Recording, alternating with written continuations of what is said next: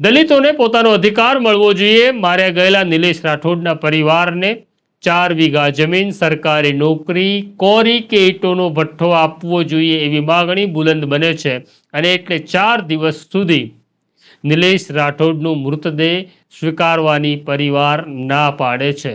પણ આખી ઘટનામાં જિગ્નેશ મેવાણી નારાજ થઈ ગયા છે।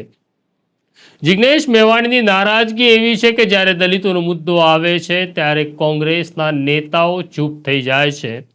આ વાત જિગ્નેશ મેવાણીએ જાહેરમાં માધ્યમોને કહી અને તેમણે પોતાની નારાજગી બતાડતા કહ્યું કે અમરેલીમાં પાયલ ગોટીનો મુદ્દો આવ્યો ત્યારે કોંગ્રેસના જ નેતાઓ, પછી વીરજી ઠુમ્મર હોય, પરેશ ધાનાણી હોય, બધા જ મેદાનમાં આવ્યા હતા અને પાયલ ગોટીને ન્યાય મળે તેના માટે તેમણે લડત માંડી હતી।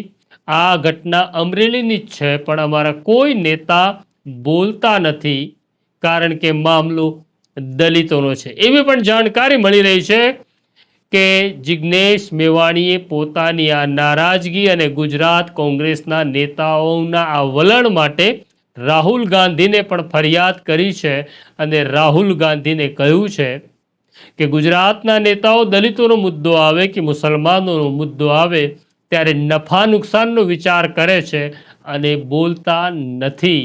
આ વાત બહુ ગંભીર છે। આમ આખો મામલો રાહુલ ગાંધી સુધી પણ પહોંચ્યો છે।